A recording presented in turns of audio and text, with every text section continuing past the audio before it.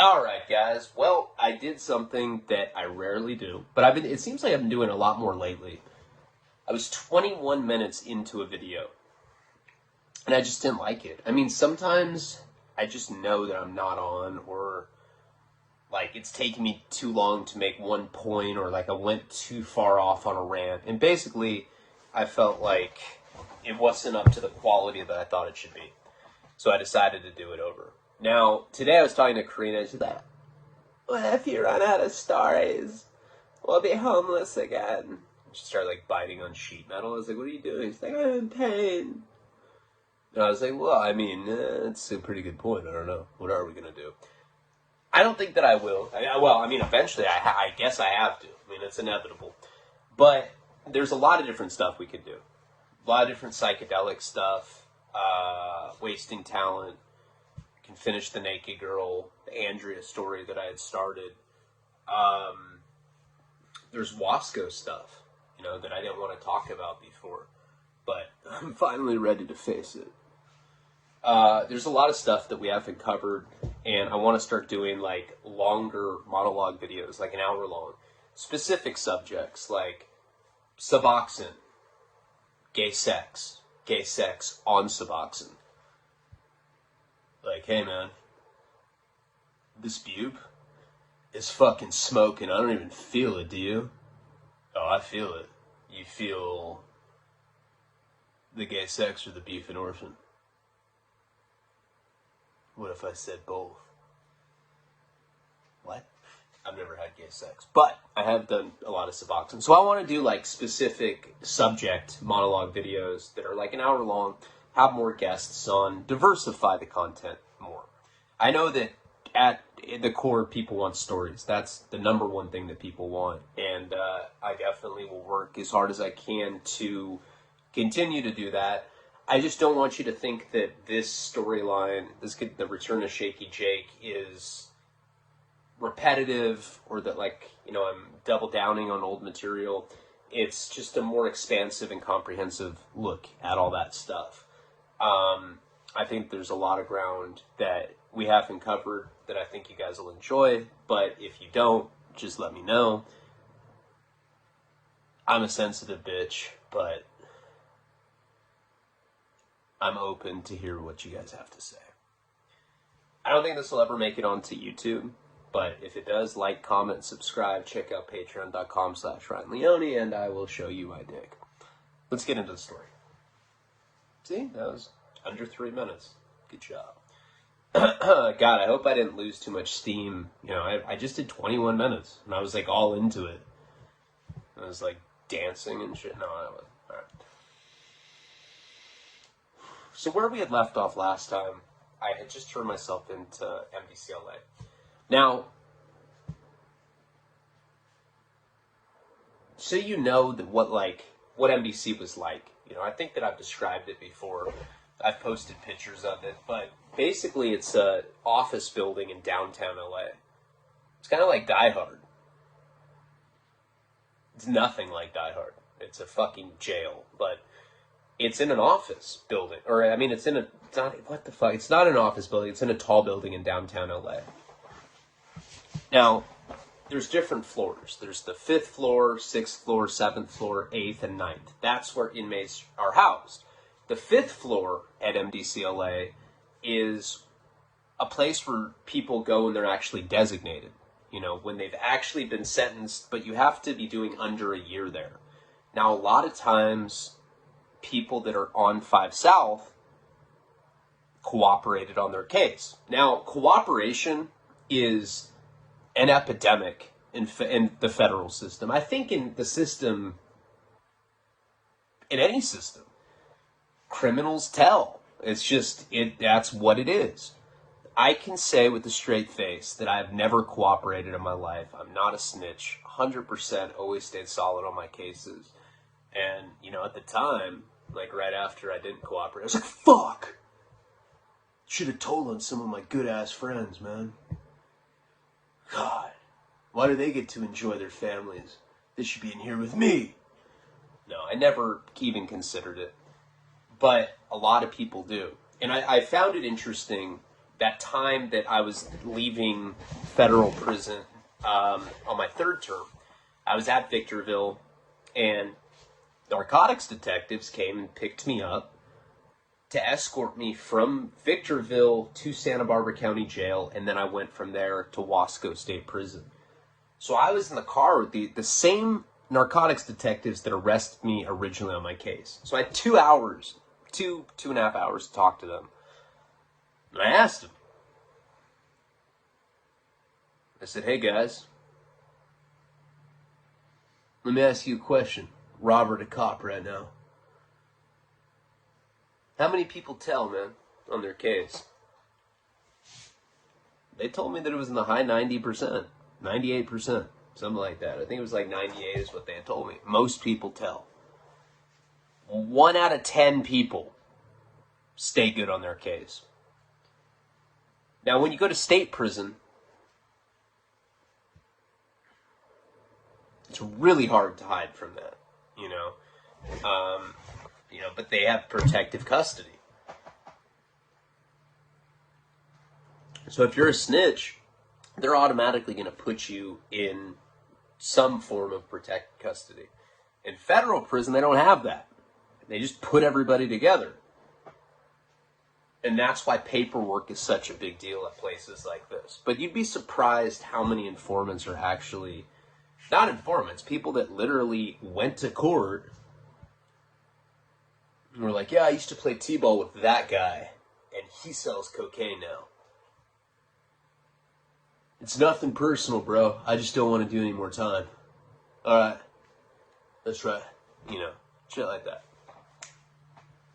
The 5th floor at MDCLA is where people go to do short sentences. And like I said, a lot of people there are informants. I don't know if you guys remember, if I ever even talked about it, but I used to, when I was at MDCLA, and we're going to get into it in this storyline, but there was, one of my cellies' name was Juice. Juice was a Southsider, and he was really weird. He was a weird guy. I remember I was peeing one time. We were cellies, right? Because remember, when I was at MDCLA, I ran Southsider, or I was a resident Southsider on my first term. Because the white guys were the sorriest white guys I've ever seen in my life. They all looked like child molesters. With like big Moses beards. I was like, hey man, what are you in here for? Computer crime? I'm like, damn. That guy's a weirdo for sure. I remember there was this one guy I was talking to. I was playing chess with him, a white guy, like later on in my sentence, and I was like, hey dude, what'd you get cracked for? I like moved my pawn. He's like, my attorney told me I shouldn't tell anybody what my charges were. I'm like, why? He said, because I'd get beat up if I told anyone. I was like, I gotta go. You know, and so you're going to run into sex offenders and you're going to run into snitches when you're in the federal system. This guy, Juice, that I was cellies with later when I was a resident Southsider, I remember I was in the cell with him one time and I was peeing. Now, the way these 8x10 cells are set up, there's this little metallic toilet to the left. This is like, I was already Shaky Jake at this point. I was still in like post-acute withdrawal. There's a little metallic toilet, like, right by the front, by the cell door. It's the kind of cells that look like a racquetball court. You know, it's like a door that opens and there's like a little like plexiglass window that you can look out of. Cops come and open it manually with a key. Really heavy, big keychain, right?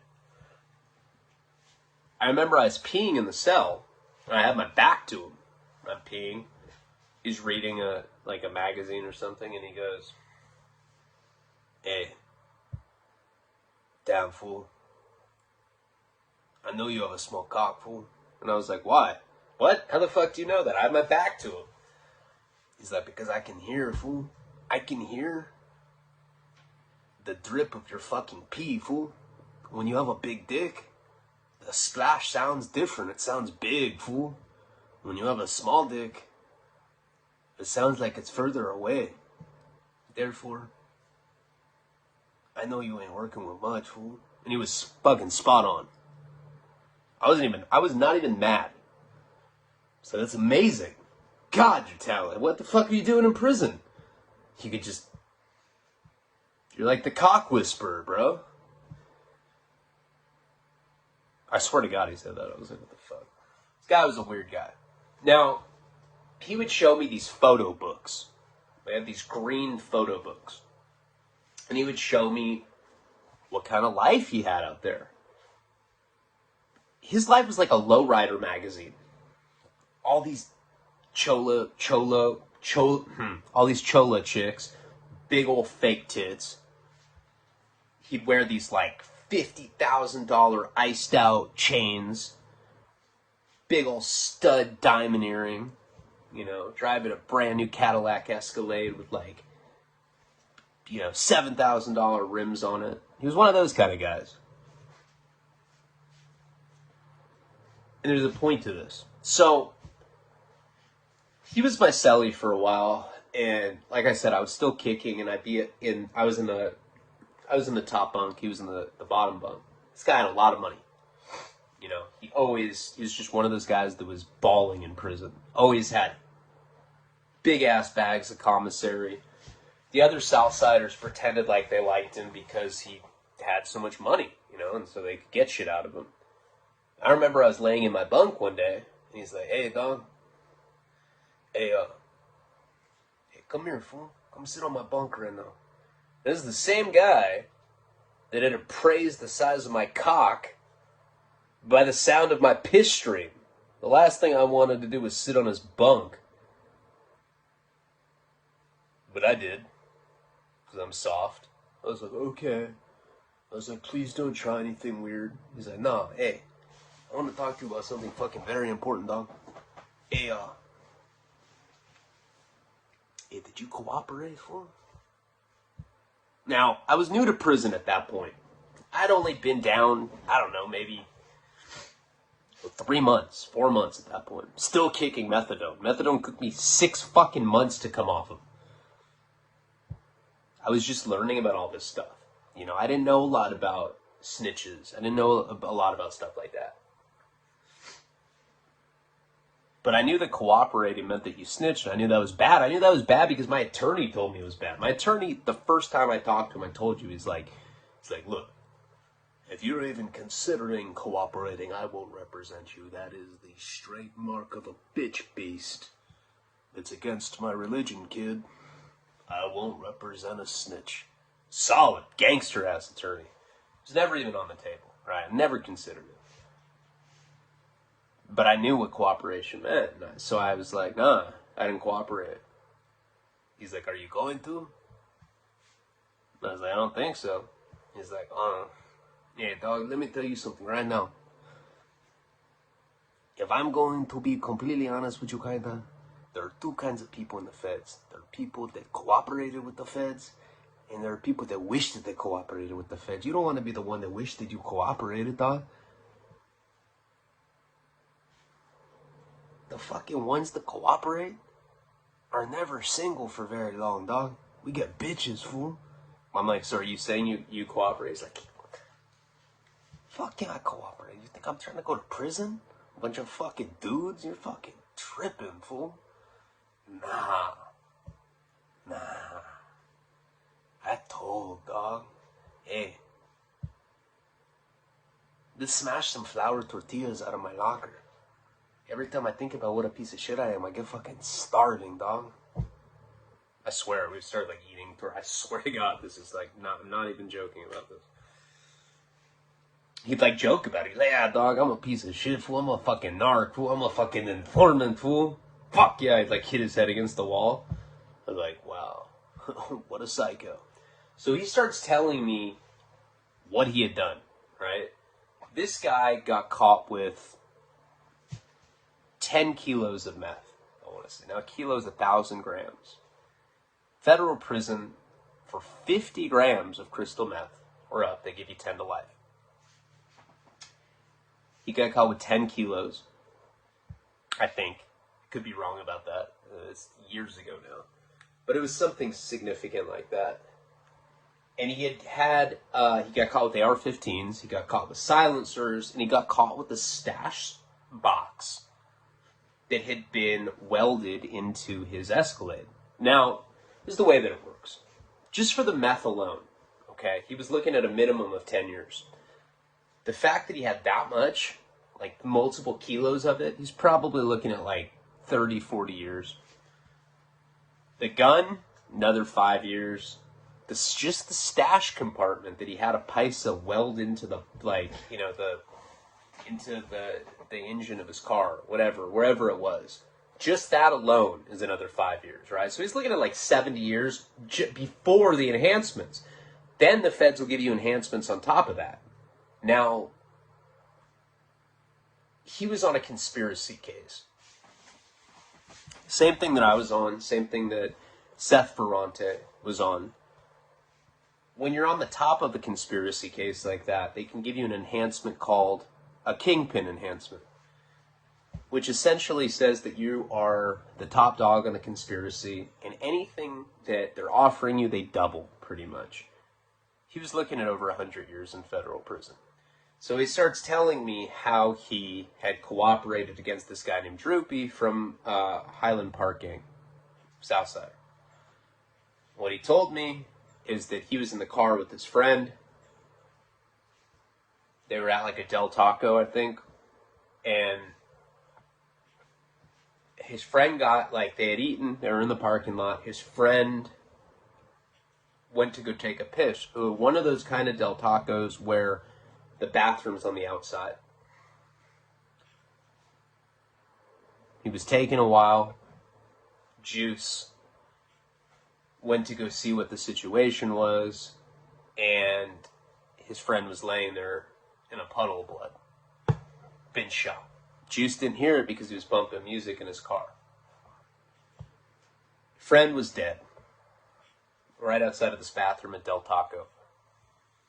Juice saw this other guy, Droopy, running down this little alley with a gun.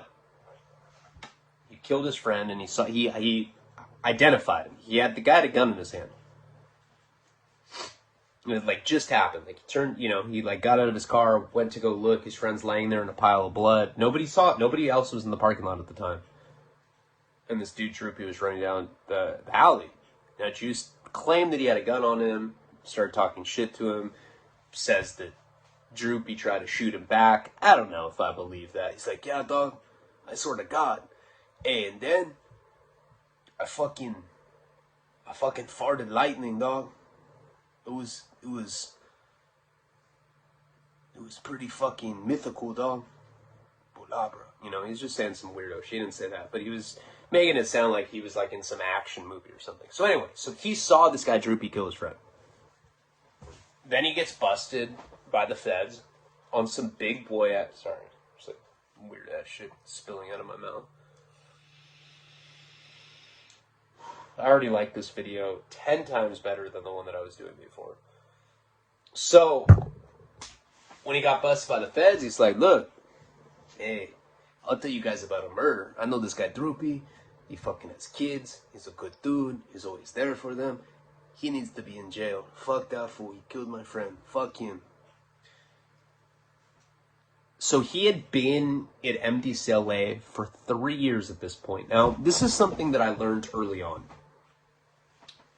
Generally, the reason that people are stuck at a place called MDCLA... Generally, people that have been at MDCLA for a few years are there because they're waiting to testify against somebody.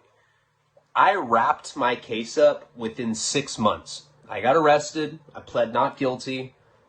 6 months. That was in April. That was April 1st, 2009. By October 5th, I was sentenced to 5 years. Bam, bam, bam. Took my shit and went. People that are cooperating with the feds have to testify against somebody to get the time credit. They get what's called a 5K1 downward departure. If they're already in prison, like if they've already been sentenced and they decide to cooperate, and that happens all the time. Like somebody will go to prison, they realize that they can't hang. They're like, I have to do 3 more years of this? Fuck that. Yeah, Mom? Call the attorney. I'm ready to tell on my brother. I don't care. Yeah. Code words Blanca. You know. And then they take you back to court. You cooperate. That's a Rule 35. But, very common, right when you catch a case, you make a deal with the feds that you're going to cooperate. They still have to build a case against these people. So generally what they'll have you do is testify to a grand jury. He's telling me all this. We're like eating tortillas. He's like, hey, dog. And then, hey, they take you to this courtroom. Hey, there's all these fucking finas, hainas. There's the grand jury, dog. And I testify. I said, yeah, Drupi's a bitch. Yeah, hey, hainas. Listen to the story I'm talking about. I farted lightning. Fucking Droopy killed somebody. Hey, you think I give a fuck? I'm a drug dealer. I'm a fucking outlaw. You know, they always think they're harder than they are. So he testifies to the grand jury. That testifying, the grand jury is basically a jury that before the indictment goes down. And that's why they have such a high conviction rate in the federal system. Because you've already lost. Once you're indicted, a grand jury's already thought there's compelling evidence to fucking convict you. You've already lost when you get arrested by the feds. Most people don't realize that. The chances that you'll win are like 1 in 3 trillion. You have a better chance of getting butt fucked by a dead celebrity. There's like the one guy that does that. He's like, I don't know. I guess I just lucked out, guys. So Juice had testified to the grand jury, and then he had to wait years for this guy to actually get arrested. They have 7 years to indict you. So I could call the DEA right now and I could be like, yeah, let me tell you about someone I know that's a drug dealer. Yeah, I can wait. All right, this is the guy's name, blah, blah, blah, blah, blah. Okay. 6 years can go by from now, and you can get arrested for it. They have 7 years. That's the statute of limitations. So that's what happens. When you're at MDCLA and you see people that have been there for multiple years fighting their case, they're waiting to testify against someone 90% of the time. And Juice is telling me this with he's super excited about it. He's like, hey, you should see their fucking families, fool, when you fuck them over. Oh, it looks so fucking crazy, fool. Their fucking mama cries. It's fucking, hey, it's heavy, dog. He looked just like that, dude. This is exactly how he looked. Shaved head. He looked, it was heavy, bro. Yeah, dog. He's a fucking clown. So he starts telling me that he had already testified against Droopy to the grand jury, and that he was just waiting for them to arrest him. Once he gets arrested, that's when you get the 5K1 downward departure. That's when you get the time cut. So I ended up, becoming friends with him. I was too naive at the time to really understand that you can't really look past snitching, That wasn't the first time in the federal system that I befriended somebody that I would later find out was a snitch. But he had already been my cellie for a while. He had already been my friend, He treated me well. And back then I was like, well, who cares what he did, as long as he treats me good, that's okay. I've totally changed my philosophy now. I don't have friends that are rats, I don't fuck with people like that, Even Boston George, people are, well, why'd you have him on your album? He's not my friend, let's put it that way. That was I wanted to put a bunch of drug legends on an album. Looking back, maybe I shouldn't have done that, but on my personal life, I don't fuck with rats. I don't know anybody that's a known rat. But in prison, I was still naive. So I was like, he was my cellie. I should have put his ass on blast. I should have told the Southsiders. But then I'd be snitching on a snitch, and I'd be a snitch. But anyway, he ends up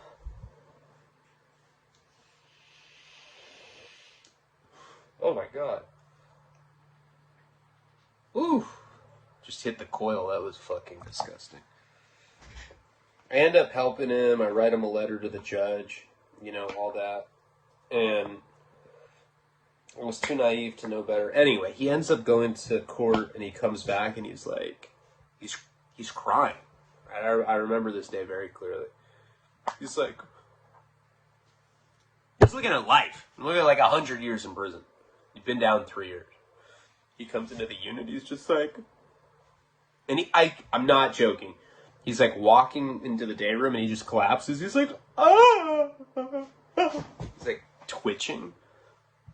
And like all these like big old tough Serenios were like, hey, I think Juice just got a life sentence, dog. Let him grieve, fool. They like threw some like roses that were made out of toilet paper on the ground, like, hey, our thoughts are with you, old boy. He's like, ah. And I like went up to him. I was like, dude, are you alright? He's like, no. 30 years, dog.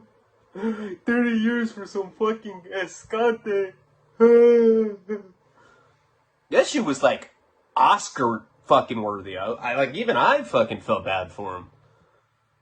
I'm like, God, I feel bad for him. Jesus. Like, I totally believe him. Then he comes back to the cell. He's like, hey, dog. They gave me 4 months more. Time served, pretty much, fool. I'm gonna get out in like, maybe like 2-3 months, fool. I told you, being a bitch is what's up, fool. Fuck yeah. About a week later, they call him. And they're like, Juice, whatever his name was, roll it up. You're going to 5 South. Now, all the Southsiders were like, wait, what? Wait a second. He got 30 years, but why is he going to the place where people go that are only doing like under a year? And Juice is like, oh, they must have fucked up. They're pretty stupid, dog. They probably fucked up the paperwork. I don't know. I'll see what's up, fool. Hey, I'll shoot you guys a kite and let you know what's up. All right, then. Never saw him again. Like 6 months later, we end up getting a kite. And somebody from a different floor had seen him at a halfway house. Chilling. Right? Just partying. He got out of prison. Well, they knew that he was a rat when he went to 5 South, but nobody moved on him. And you know why? Probably because a lot of these fuckers are fucked up themselves. But he ended up getting killed. Juice got murdered. He got killed over that. Told on the wrong person. Same thing happened to Diane Ortiz, the chick that told on me. She's dead too. 5 South, anyway, is where people that are doing under a year go, there's a lot of informants like that. And the reason I spent so much time on that little side story is just to kind of illustrate that there's a lot of scandalous stuff that goes on in the federal system, and I was too, just coming into it, I was too naive to really understand what was going on. Now, back to where we're at on my particular storyline. So there's 5 South, that's for people that are sentenced to under a year. Short timers, right? And there's 6 South, 7 South, the 8th floor is like the psych ward. That's where Palabra, that's where that happened. The holes on 8 North or 8 South, one of them. And there's 9 North where the women are. And then there's 9 South. And that's kind of like a weird unit that I ended up going to. No protective custody in the feds. And I was just kind of getting acclimated to it. Now, at that time, I'd come in there and I was packing. So anytime you come into prison, you have a bunch of drugs up your ass. Everybody loves you. I learned that at a young age, just being in and out of the system so much, I learned that that's pretty much the correct way to go to prison. I'm not saying anybody should do that. I'm just saying if you want to become filthy rich and you have to go to jail, that's how you do it. I'm just kidding. It's a total joke. Just joking. Anyway, I had met Cash. He was the shot caller for the Whites while I was there. He wasn't a big, intimidating guy. He was a lanky guy, but he had BDE, which is an acronym for Big Dick Energy. Now, I would say that I have the same thing. People generally, oh my God, dude, I just sat on my balls. You ever do that when you kind of adjust yourself and then you sit on your balls? That hurts so bad. Oh my God. That's for saying Big Dick Energy. He's like, shut up. Big dick energy basically means that you kind of walk around with a lot of confidence. You exude confidence. Now, this is something that I'd learned in prison early on. You know, I was raised in a relatively soft environment. Like, my parents are super liberal, super, like, anti-racist, super, like, pro-gay, pro-choice, anti-gun, anti-Republican, hardcore, neo-hippie liberal family. You know, my grandfather on my mom's side was like the only one that had ever like squeezed my hand hard when he shook it. And I was like, I grew up so soft. I remember the first time he squeezed me, I was like, oh my God, was that abuse? I like told somebody at school, I was like, I think my grandfather abused me when he shook my hand. The kid like spit in my face, like, shut up, soft ass bitch. But, you know, when I got to prison, I started realizing that, you know, there's a lot of hypermasculinity, there's a lot of bravado, there's a lot of chest pumping, you know. It's a very fake culture. Prison's the fakest culture on earth. It's basically a bunch of people acting like they're tough. Now, I'm 5'6", but people tend to meet me and they're surprised how short I am in person, because I think I project kind of like a larger personality, big dick energy. But I'm a short, stocky guy with a little ass dick. It's never gotten in my way. You know, I have had sex with women before. Once or twice. But I'm short. You know, Cash was similar. Big dick energy. Little guy that just exuded confidence, right? And I learned a lot. When you shake somebody's hand, you squeeze it. You're a man. You look him in the eyes. You know, you're polite, you know how to fight. It's basically prison, you know, and always act confident and bigger than you are. Sorry, I'm like so fat these days that sitting in the same position for too long like makes me uncomfortable. My calories are like, you need a nap. So when I went in there with all those drugs, I told Cash, because he was the shot caller, I told him what I had. And of course, like anybody that's in any position in prison, he's an undercover dope fiend. So I gave him some heroin. I was like, don't tell anybody. And then people would come up to me and be like, hey man, you know where I could get any black tar heroin or Seroquel or methadone or Xanax that's crushed up in white powder and you don't know the difference of? That's just a guess. I was like, what? And I'd like look over and Cash would like hide behind a pillar. He told people to come up to me. So I think I had explained that in the last video. People, you know, I decided to part with a gram. A gram of black tar heroin in prison is $400. I got that all in commissary. I broke it up. I got everybody right. You know, I blessed a couple of the bigger white dudes. Somebody was like short or like old, I like wouldn't give them anything. I'd be like, oh, sorry, I don't have any left. And then like some Wes Watson guy would be like, what up, fool? I'd be like, hey, dog, I'm Ryan. We'd like do a secret handshake. We're like, you know, I already got like pet names. They were like, your new name is Cool. I was like, what up, fool? I'm cool. Sorry, that was a super lame joke. So I basically had everything I needed. You know, I got radio, I got sweatpants, I had big-ass bags of commissary.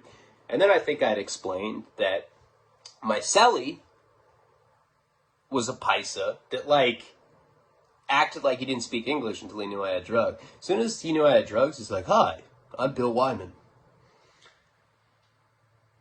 Your name is Bill Wyman? Well, my real name is Emilio Ramirez Espinoza, but my white friends call me Bill Wyman. How you doing? You know, and he could speak perfect English, and he convinced me that his sister was gonna. He's like, my sister, she's got humongous tits. They look like melons. She comes, she visits me. She brings lots of chiva. Just share with me now. I will pay you in dividends. We'll be so rich with chiva. I was like, all right. So I started hooking him up. Now, come to find out that my cellie is my is my co-defendant. Sorry, my fucking hair is itchy as fuck. Now, 7 South, the unit that I was on, was considered probably the roughest unit. Actually, I think it was 6 South. 6 South. It was considered the roughest unit at MDCLA. They had just had a riot between the Southsiders and blacks, maybe about a year before that. And there was still tension. There was, like, racial tension. White guys were, like, playing checkers, wearing, like, sheets with, like, KKK holes cut in them. King me. I'm like, damn, that's racist. Don't mind, that's just Bill. I don't know. He's an old KKK guy. He doesn't care. You know? And the black dudes were just as racist. And I was just kind of, like, stuck in the middle. Federal prison had become essentially a de facto state system at that point. If you went to prison in the 1980s, it was big-time stockbrokers, Wolf of Wall Street type guys. Big drug dealers, Boston George, Freeway Ricky Ross, mafia guys, prolific serial killers that the FBI had to bust. High-profile cases, and a lot of white-collar stuff, a lot of fraud, a lot of chomos, a lot of kiddie porn, shit like that. What happened is in the 1980s, the Reagan administration created mandatory minimum sentencing, and that was essentially in response to the crack epidemic that was raging on in the 1980s. It's arguable and questionable if the government was in fact the people that intentionally perpetuated that epidemic. I personally think it was. Speaking of Freeway Ricky Ross about it, he thinks so as well. A lot of just scandalous shit the government was doing back then, especially with Iran-Contra and everything. But they created mandatory minimum sentences. Back in the 1980s, there was probably 30,000, 40,000 people in the federal system. By the time I was in there, it was 250,000. That's the proliferation of prisons that had occurred after mass incarceration. What had happened with these mandatory minimum sentencing is they were very unfair. Huge, gargantuan, big dick energy sentences. They were like, your sentence should be that long. And it's like, the prosecutor's like, yeah. It's like licking his finger. He's like, that's super long. So what happens is, instead of having all these stockbrokers and mafioso types and big level drug kingpins, you start getting street level drug dealers. You get Ricos. That's why all the gangs start getting indicted. You get low level junkies like me that were just a cog in the machine on a big conspiracy case. You have mostly these big webbed, what should be state cases, but the feds kind of sensationalize it and turn it into something that it's not. And I fell right into that. So during the time that I had been busted, the Mongols had been indicted. So that's a 1% outlaw biker gang. I knew nothing about the culture back then. Nowadays, I'm friends with George Christie. Used to be the head of the Ventura chapter of the Hells Angels. I know a lot about outlaw bike 1%ers. And that's what outlaw bikers are. They're 1%ers. And the whole concept behind that is 1% of all motorcycle clubs are outlaw or have a criminal aspect to it. The other 99% are just guys that are like, let's go bowling. Let's also be in a bike club, and there's nothing illegal about it. But the 1%ers, comprised of Hells Angels, are probably the most infamous. Mongols, the outlaw bikers, what other ones? I don't know. There's a bunch. I don't know why I'm only thinking of a few right now, because I met so many different kinds when I was in prison. That particular time, April 1st, 2009, I was in there with the Mongols, had just gone through a huge indictment, So most of the guys that I was in there with were either from the Mongol Biker Club. 18th Street had just been indicted. Hawaiian Gardens, which is a Southsider gang, had just been indicted. The Avenues, another Southsider gang, had just been indicted. And then there was my case, the Mendoza clan, which was basically a bunch of, paisas and cartel people. And then I was the only white guy on the case. So all of them assumed that I was going to tell.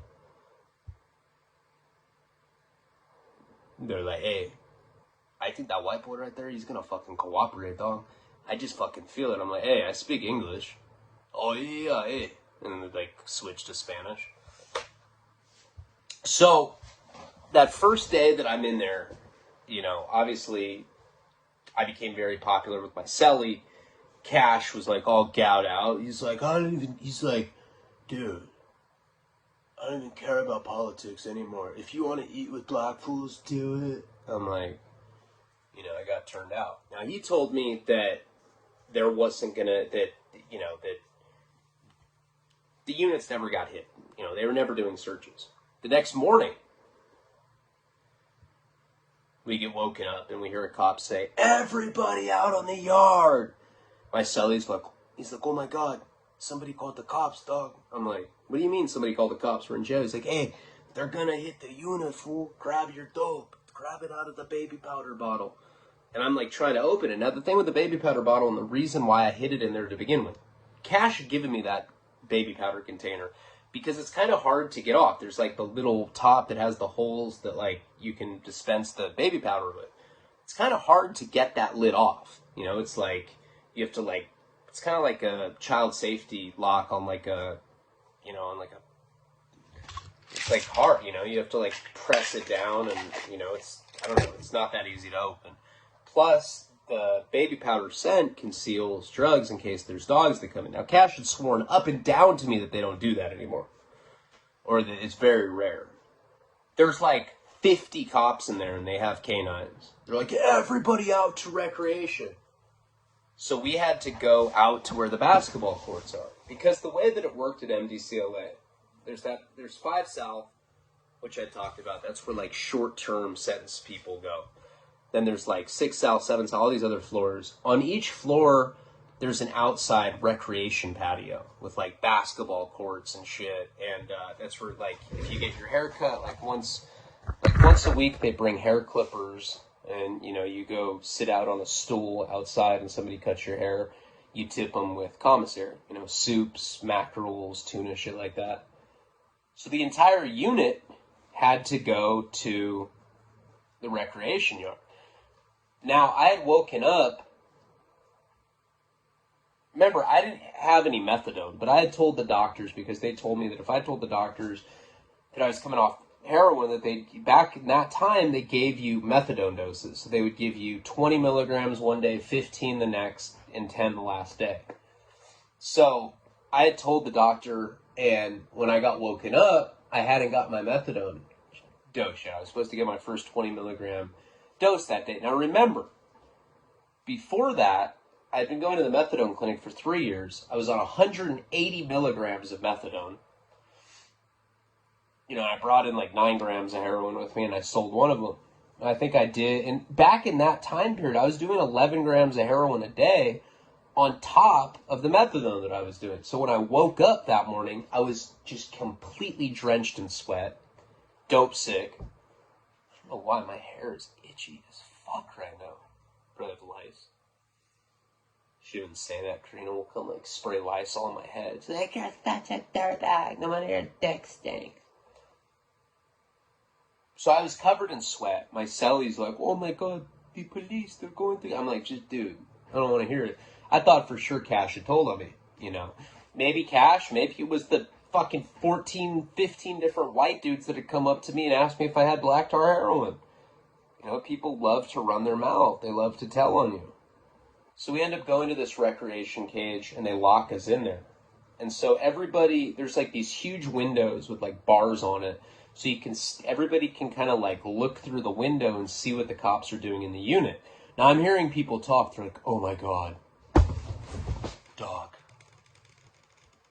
I got extra linen in there. I hope they don't get it. And that's what people are like. Someone's like, God, I've got like maybe like 11 or 12 different tangerines in there, man. If they get my extra fruit, I'm going to be pissed. Everybody's tripping on shit like that. I'm like thinking like, God damn, dude, I have fucking 8 grams of heroin in there, not to mention the powder. Now, Cash came up to me and he's like, dog, I swear to God I didn't tell on you. He's saying this like in front of everybody. I'm like, dude, shh. He's like, I'm not trying to freak you out, dog, but if they find that dope in your cell in the baby powder container, I'm like, dude, shut the fuck up. That's an extra 5 years in prison. I'm so hoping that doesn't happen to you, dog. I love you so much. I'm like, oh my God. He's still like groggy and like high from when I got him high the day before. So we end up on this back patio in the recreation cage or whatever it is. It's really interesting. Like they have like, kind of looks like a, I don't know, like a wire mesh dome that you're in. You're like in this patio that's in the middle of downtown LA. I'll post pictures of it up close after this video if I remember. And so we're watching them. Probably like a dozen dogs. It's like 50 cops. They're ransacking cells, going into every cell, taking extra linen. You hear somebody in the back be like, God damn it, I see them with my tangerines, those fucking pigs. You hear dogs barking, and like, I remember like hearing someone be like, damn dude, I got a roach in my cell, fool. Fuck. I can't handle another 5 years in prison. Oh well. I got in a fight with my baby mom on the phone last night, dog. I kind of want to get 5 more years just to say fuck you to that bitch. I'll fuck dudes. I don't even care, dog. I'm hardcore like that, fool. Like, I'm hearing conversations like that. Now, I'm sweating.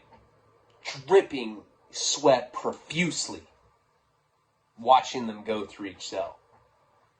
And they're thorough. Like, I'm like watching them like put latex gloves on and like they're coming out and just throwing different piles of stuff out of the cells. Now, you're probably wondering like why they care about linen. That's a huge thing in prison. It's very common for cops to come and do shakedowns like this, to go search cells. Probably the most common thing that they take is extra linen. That's how fucked up no comfort.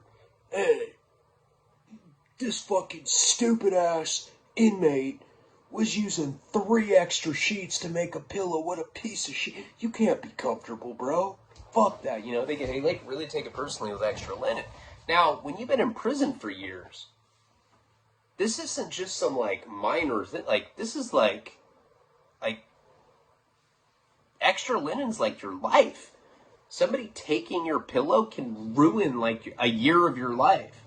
Think about trying to sleep without a pillow. It's out of control. And that, like, nowadays I sleep all the time without a pillow because I'm used to it. A lot of times when you're in prison, you have to choose between using an extra sheet or extra blanket to make a makeshift pillow or using it because it's cold. And prisons are always cold because they leave the AC blasting because it keeps things sanitized,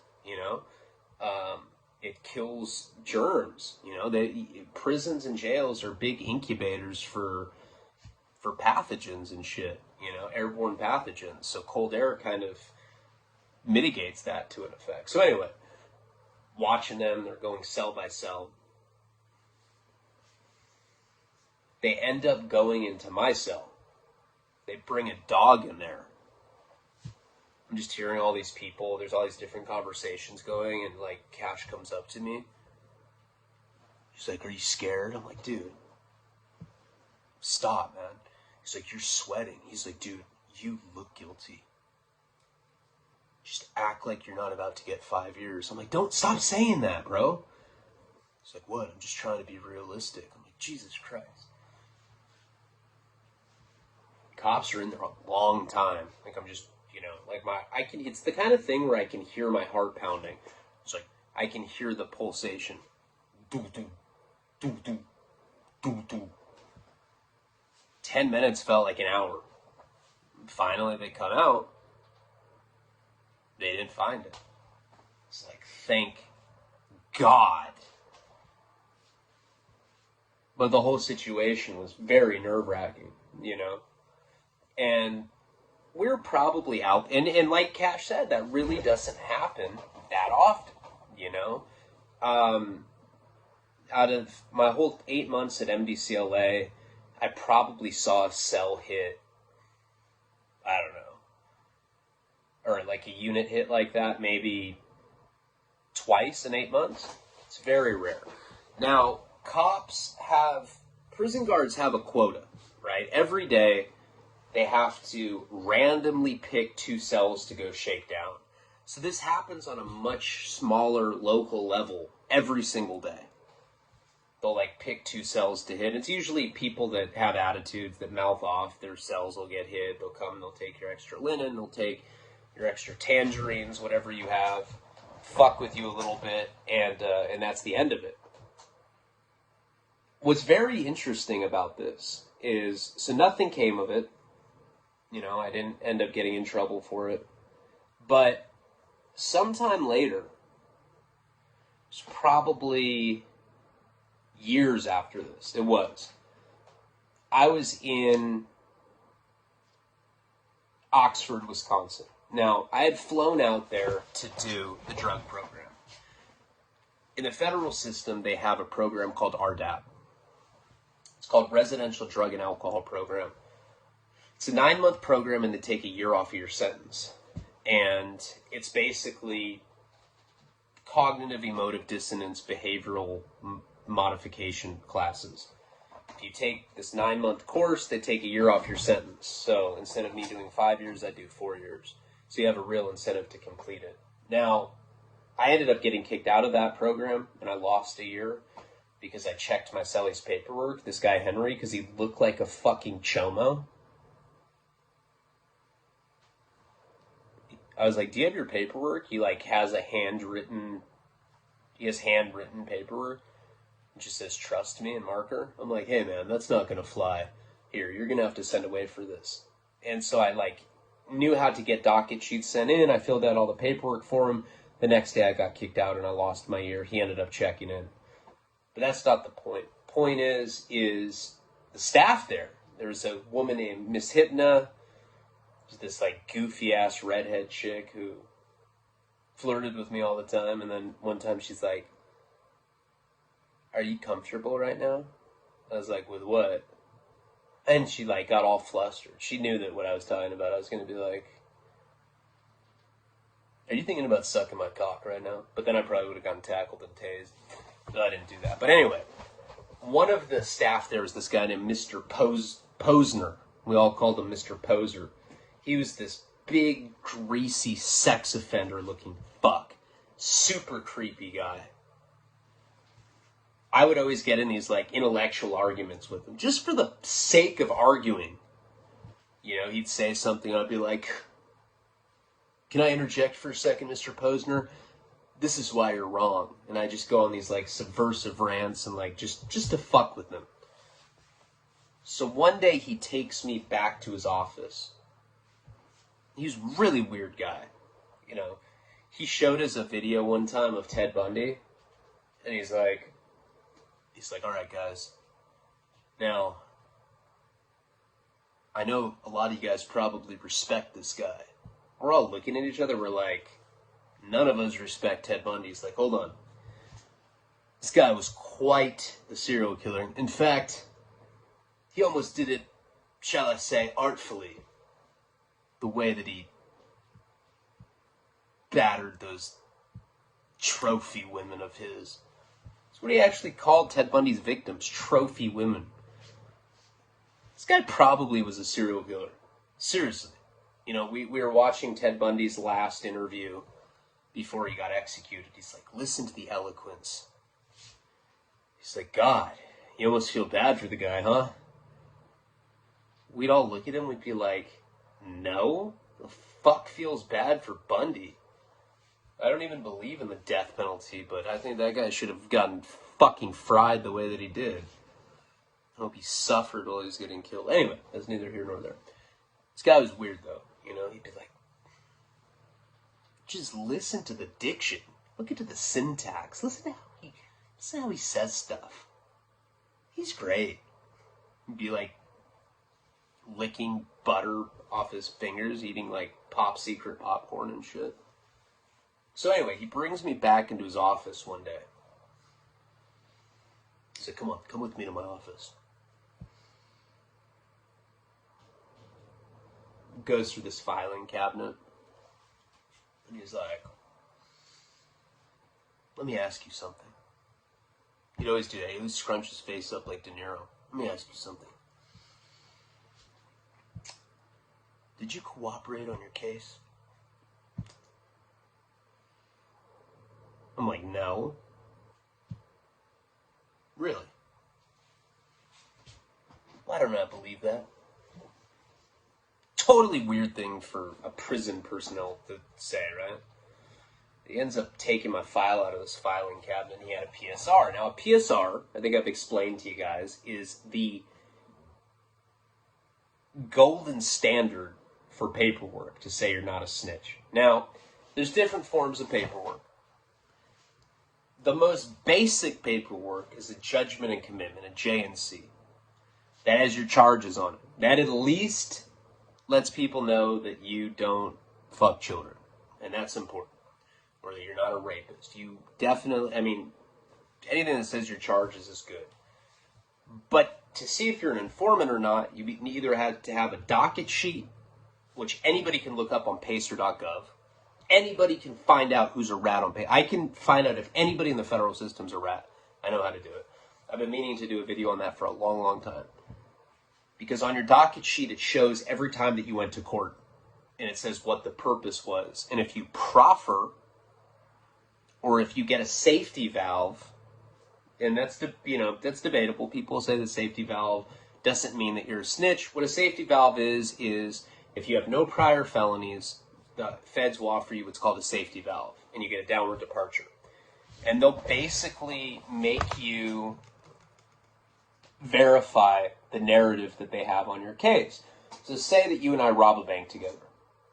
Okay? I have felonies. So I wouldn't be offered a safety valve, but you've never gotten in trouble before. They approach you, offer you a safety valve, and you say, yeah, I feel like being a bitch. What's up? On such and such date, you robbed Bank of America with Ryan Leone. Is that right? Yes. You're not presenting new information. You're just verifying the narrative, what they already have, and what that does is it bolsters the case against your co-defendant. So yes, a safety valve is snitching. If you proffer, which means that you make statements to the DEA or FBI about somebody, you get a 5K, 1 downward departure, that's snitching. If you testify, we'll say it on your paperwork. It'll be a 5K, 1 downward departure. If you're already in prison post-sentence, it'll be a Rule 35 downward departure. You can see that on a docket. But the even better paperwork is a PSR. Probation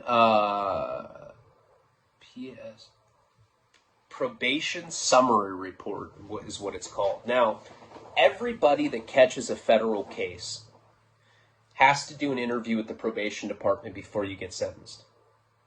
They basically do your entire life story. The girl that did my PSR was way into my stories. I was like doing voices. I was like, and then I met a guy named Taco.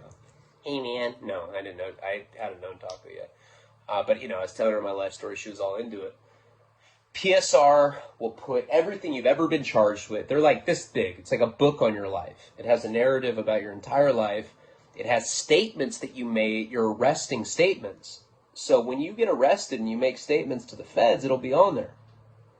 Some people don't even get credit. They make statements to cops. They're like, this person made me do it or whatever. It'll be on there. What also is on a PSR is downward departures. It's on the second to last page. If you got a 5K1, it'll be on there. PSRs are the gold standard for paperwork. There's also court transcripts. That's also like a really great one. I always had my PSR. I always had my docket. I always had every single thing you could have. I have all my paperwork with me. It's important to me. If this guy Posner ends up taking out my file, because he asked me if I cooperate, I straight up said no. He ends up, you're not allowed to have your PSRs, by the way. They're completely outlawed.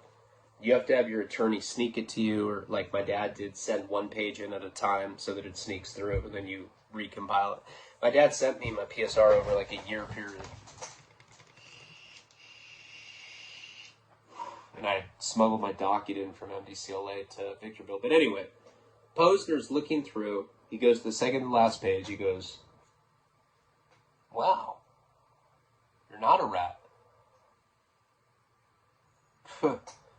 God, you really seem like the type. I said, why is that? He said, because you're a narcissist.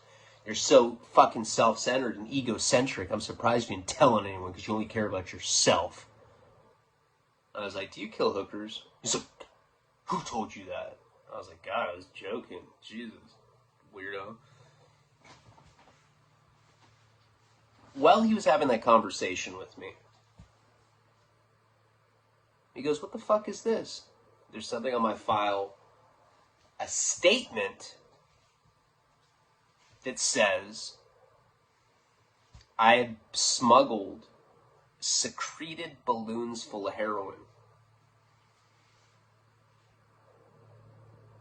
up my ass when I first got busted at MDCLA. So somebody told me that day that our unit got hit back in 2009 was a targeted strike against me. They didn't find the dope.